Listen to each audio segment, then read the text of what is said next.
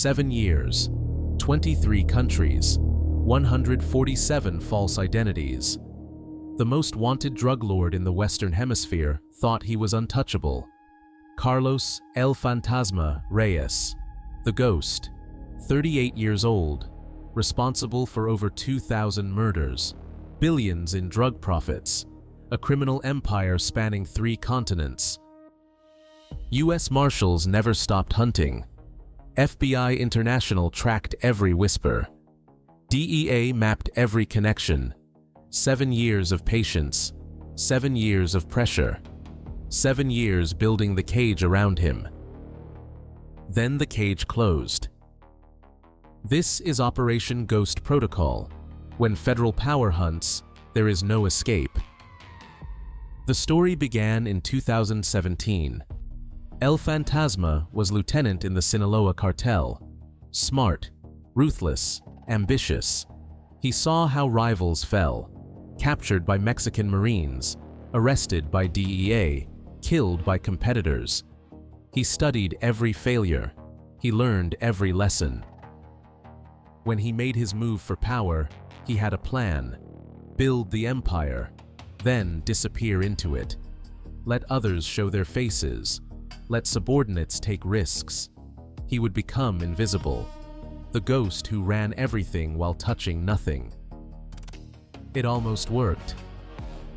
By 2018, he controlled major trafficking routes from Colombia to California: cocaine, methamphetamine, heroin. His organization moved 20 tons monthly. Revenue exceeded $4 billion annually. But unlike other cartel leaders, El Fantasma didn't flaunt wealth.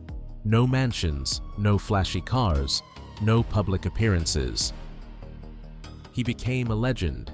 Some said he was dead. Others claimed he'd retired to Europe.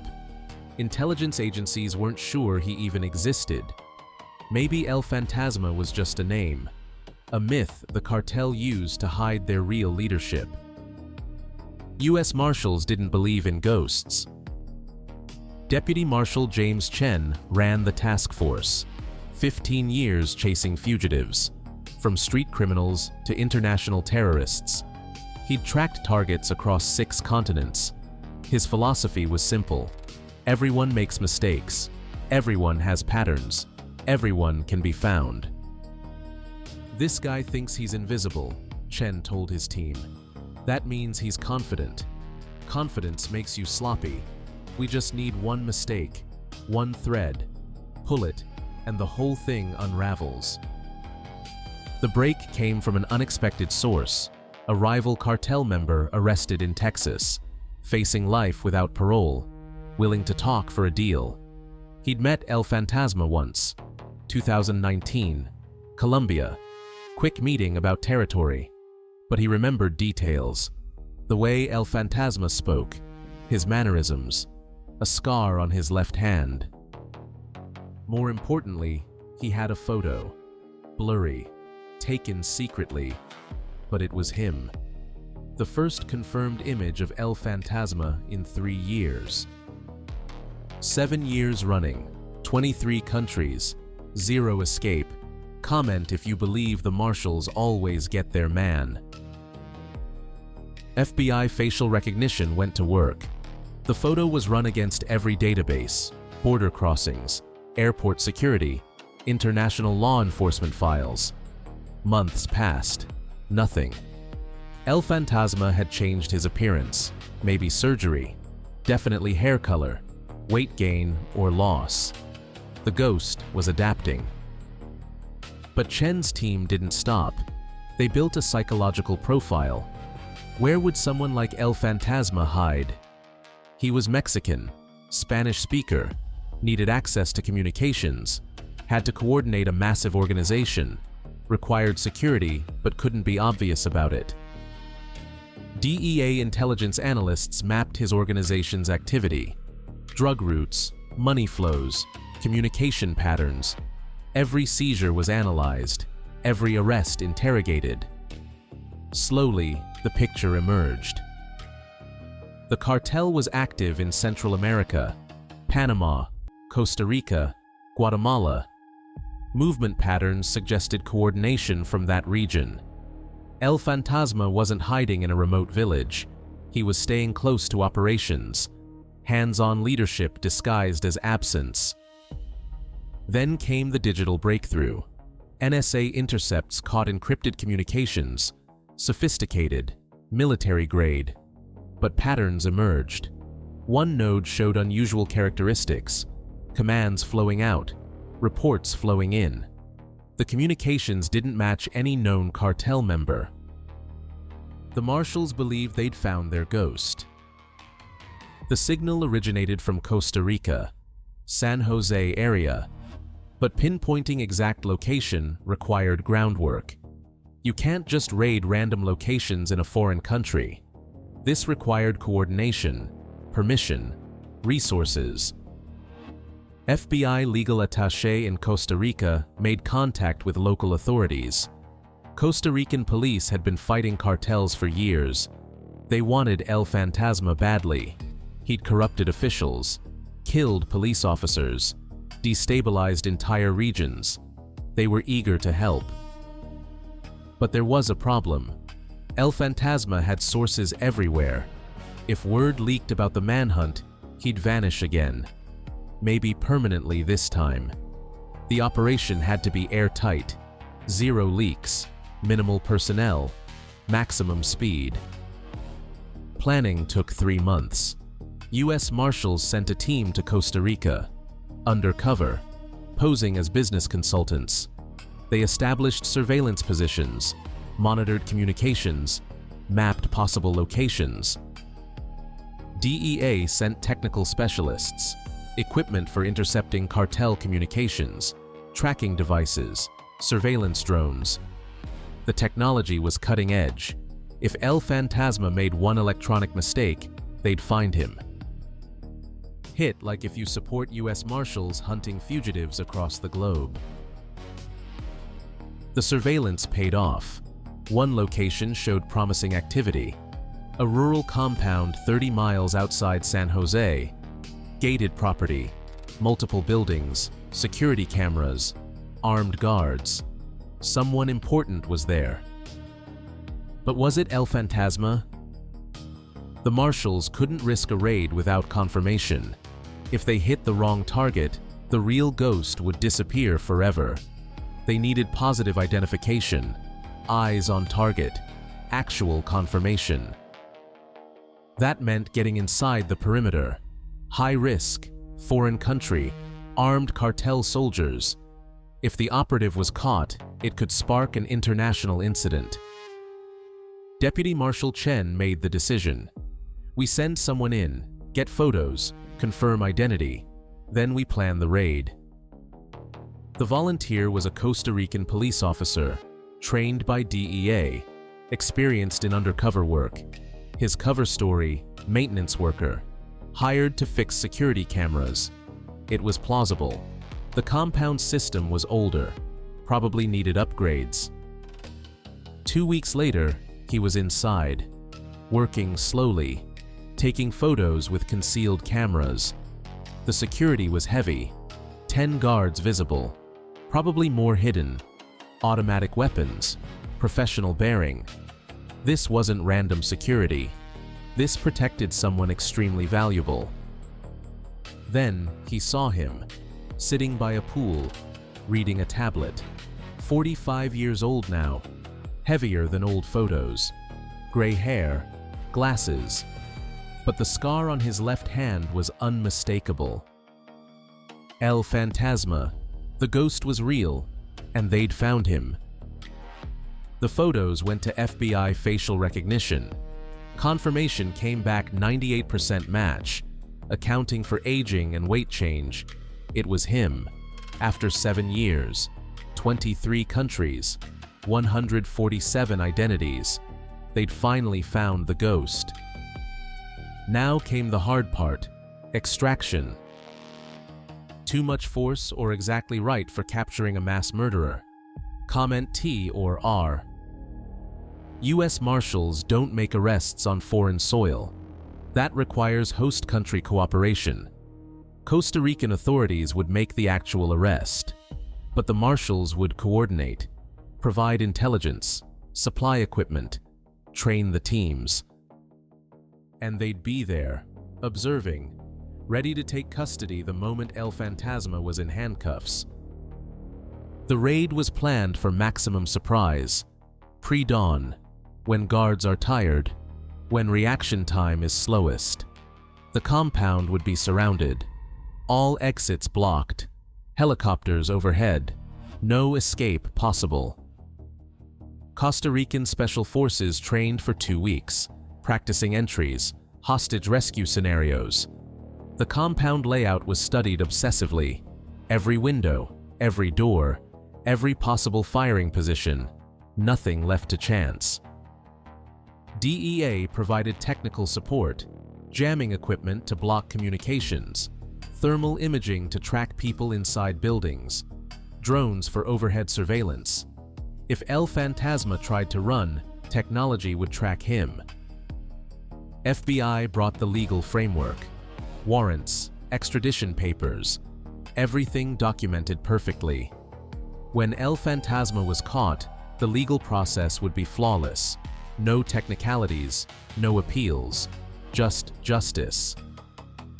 The target date was set, March 27th, 4:30 a.m., the hour of wolves, when even guards start getting drowsy. Deputy Marshal Chen addressed the combined team the night before. 60 operators, Costa Rican Special Forces, US Marshals, DEA agents, FBI personnel, all unified under one mission. This man has evaded justice for 7 years, Chen said. He's responsible for thousands of deaths, billions in poison distributed. He thinks he's untouchable. Tomorrow morning, we prove him wrong. Federal power doesn't recognize borders. It doesn't accept failure, and it never stops hunting. The teams moved out at 3 a.m. Convoy traveling dark, no lights, no communications. Radio silence until go time. The compound was 40 minutes away, through mountain roads, dense jungle on both sides. Intelligence confirmed El Fantasma was there. Thermal imaging showed heat signatures in the main house. Security patterns unchanged. Everything normal. The ghost had no idea federal power was coming. At 4:15, teams were in position. Perimeter secured. Snipers ready. Entry teams staged. Helicopters orbiting 2 miles out. The compound was surrounded. Every exit blocked. The cage was closed. Which elite unit would you join? A. US Marshals. B. FBI, HRT. C. DEA Special Ops. 4:29. Final check. All teams confirmed ready. Jamming equipment activated. Communications to and from the compound were now blocked. If guards tried to call for help, nothing would work. 4:30. Execute. Flashbangs detonated at 3 entry points simultaneously. Police, nobody move, in Spanish. The guards reached for weapons. Too late. Special Forces operators moved with precision. 10 guards down in 30 seconds. Non-lethal, but effective. Total surprise achieved.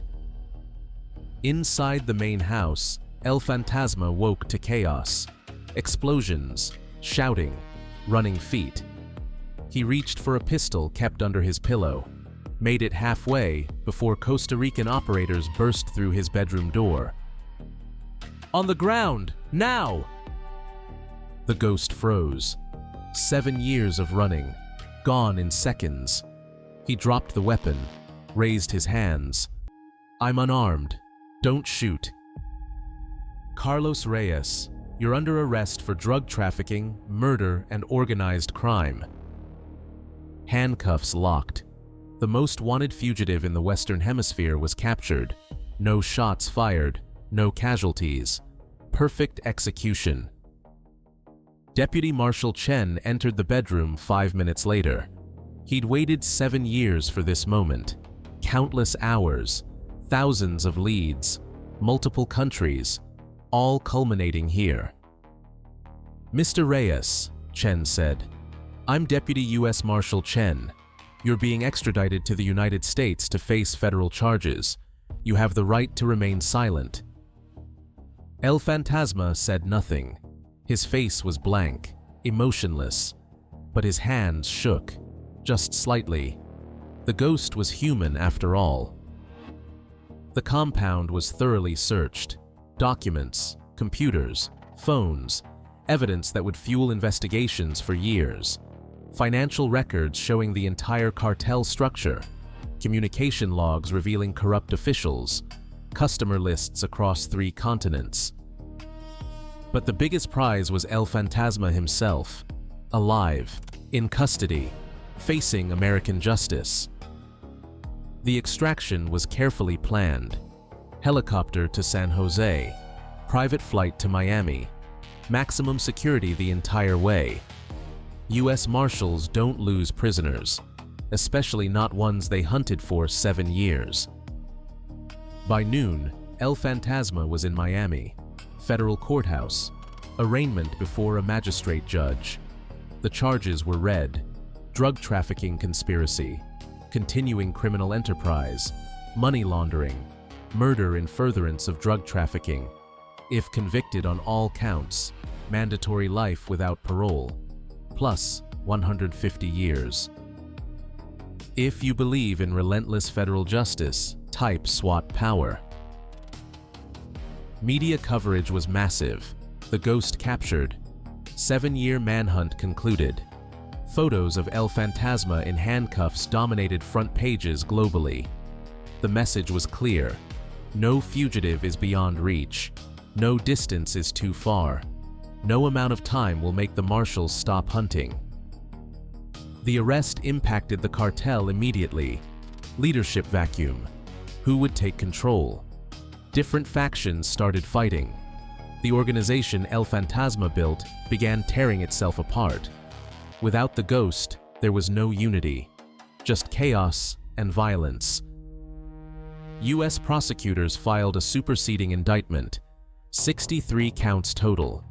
The evidence was overwhelming: intercepted communications, financial records, witness testimony from arrested cartel members, El Fantasma's own documents seized from the compound. His attorneys tried negotiating: plead guilty to reduced charges, life with possibility of parole after 30 years. The prosecutors laughed. Your client has killed over 2,000 people. He's distributed tons of poison. He ran from justice for 7 years. There will be no deal. Take it to trial or plead guilty to everything. Either way, he dies in prison. El Fantasma chose trial, probably hoping for a miracle, some technicality, some error that would free him. It was delusion. The case was airtight. The evidence was overwhelming. Federal prosecutors don't bring cases they can't win. The trial lasted 4 months. Testimony from 300 witnesses, thousands of exhibits, recordings of El Fantasma giving orders, financial documents showing his control, photos of his meetings with other cartel leaders. The defense strategy was simple: mistaken identity. That wasn't really El Fantasma, just someone who looked like him. The real ghost was still out there. The jury didn't buy it. The facial recognition evidence was definitive. The fingerprints matched. DNA confirmed. The scar on his hand was identical to intelligence photos. Plus, multiple cartel members identified him in court. Guilty on all 63 counts. Sentencing came 3 months later. The judge showed no mercy. Mr. Reyes, you've caused immeasurable suffering. Thousands dead from your drugs. Families destroyed. Communities devastated. You showed no remorse. Ran from justice for 7 years. This court sentences you to life without possibility of parole, plus 150 years. You will never leave federal prison. You will die behind bars. El Fantasma showed no emotion, but as marshals led him away, his shoulders slumped. The reality was sinking in. The ghost who thought he was untouchable would spend the rest of his life in a concrete box. Should international manhunts be the standard for all major fugitives? Comment yes or no. Deputy Marshal Chen watched from the gallery. 7 years of his life spent on this case, thousands of miles traveled, multiple continents, countless leads, all worth it for this moment. "We got him," his partner said. "Finally got the ghost." Chen nodded. "We always do. That's what people need to understand. The marshals never stop. Doesn't matter how long it takes. Doesn't matter where you run. We have time, we have resources, and we never quit." The ghost case became legendary within law enforcement, taught at training academies, studied by fugitive task forces, the model for international manhunts, how patience, technology, and coordination can catch anyone. Other fugitives noticed: cartel leaders who thought they were safe, terrorists hiding in remote locations, corrupt officials who'd fled the country. The message was unmistakable. If the United States wants you, nowhere is safe. No amount of time will save you. Federal power crosses borders. It outlasts your patience, and it always wins. El Fantasma sits in ADX Florence now, Supermax prison in Colorado. 23 hours daily in a concrete cell. 1 hour alone in a concrete yard. No contact with other prisoners. No phone calls. Letters heavily monitored. The ghost's world is now an 8 by 12-foot box. He'll die there. No appeals will work. No technicalities will save him. The evidence is ironclad. The conviction is solid.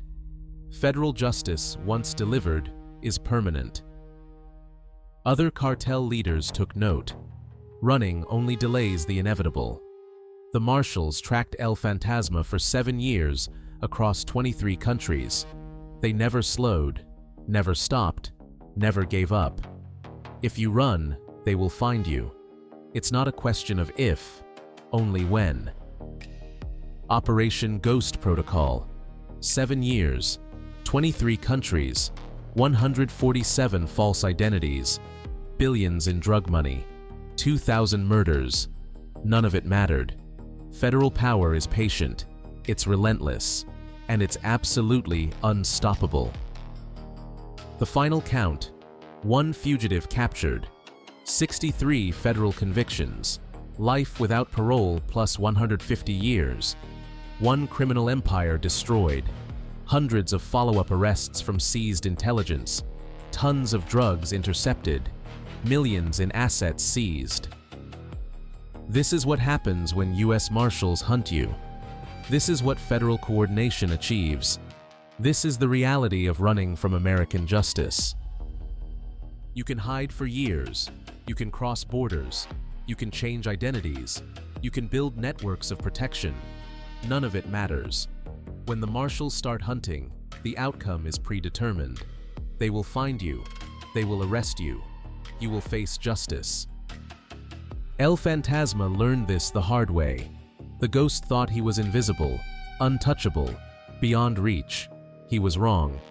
Federal power sees everything, reaches everywhere, and never stops hunting.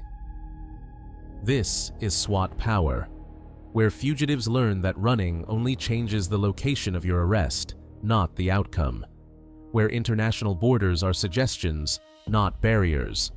Where patience is infinite and failure is impossible. The answer to the quiz? All of them.